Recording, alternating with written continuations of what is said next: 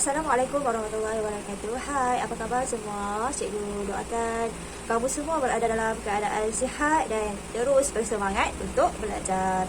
Okey, jadi sebelum kita mulakan kelas kita pada hari ini, cikgu nak kamu semua bacakan surah Al-Fatihah. Okey, jom kita baca. Amin. Okey, bagus. Okey, jadi pada kelas hari ini cikgu akan ajarkan kamu mengenai manusia. Okey, jadi sebelum ini kita dah belajar mengenai deria manusia, iaitu kita ada mata untuk melihat, kita ada hidung untuk bau, kita ada lidah untuk rasa, kita ada telinga untuk mendengar, dan kita ada tangan ataupun kulit untuk menyentuh. Okey, jadi sebenarnya anak-anak, 5 deria ini kita gunakan dalam kehidupan kita untuk mengelas dan mengenal pasti benda yang berada di sekeliling kita. Sebagai contoh, kita nak melihat, kita gunakan mata. Jadi pada hari ini, bagaimana sekiranya salah satu deria kita tidak berfungsi, maka kita akan minta bantuan daripada deria yang lain untuk kita mengelas dan mengenal pasti benda yang berada di sekeliling kita. Okey, jadi kita akan gunakan deria yang sepatutnya kita guna. Okey, macam mana tu? Okey, mari cikgu tunjukkan contoh berdasarkan beberapa situasi bagaimana sekiranya salah satu deria kita tidak berfungsi. Apakah yang akan anda lakukan jika berlaku gangguan bekalan elektrik? Anda tidak boleh melihat dalam gelap. Bagaimanakah anda dapat mencari lampu suluh jika anda tidak dapat melihat dalam gelap? Anda boleh menggunakan deria sentuhan anda untuk mencari lampu suluh. Pernahkah anda mendapat sesema? Deria bau atau deria rasa anda tidak berfungsi apabila anda sakit.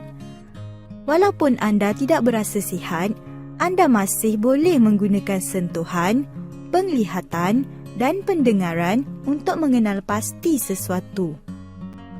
Kadangkala, seseorang mungkin tidak dapat melihat dan mendengar.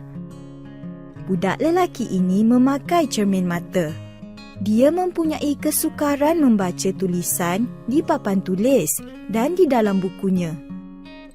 Budak ini menggunakan alat bantu pendengaran kerana dia mempunyai masalah pendengaran.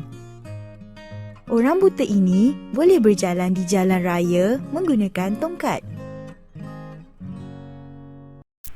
Jadi murid-murid, jika kita tidak dapat ataupun salah satu daripada deria kita tidak berfungsi dengan betul, kita boleh menggunakan deria yang lain untuk membantu kita. Sebagai contoh, situasi yang pertama tadi, kita tidak dapat melihat dengan jelas dalam keadaan gelap.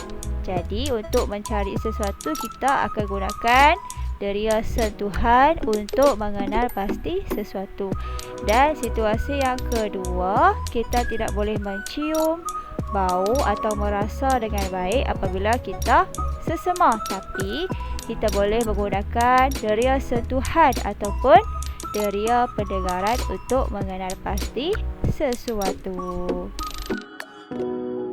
Okey, kita juga ada alat yang membantu deria penglihatan sekiranya kita tidak dapat melihat. Sebagai contoh, kita rabun. Kita boleh pakai cermin mata untuk membantu kita melihat.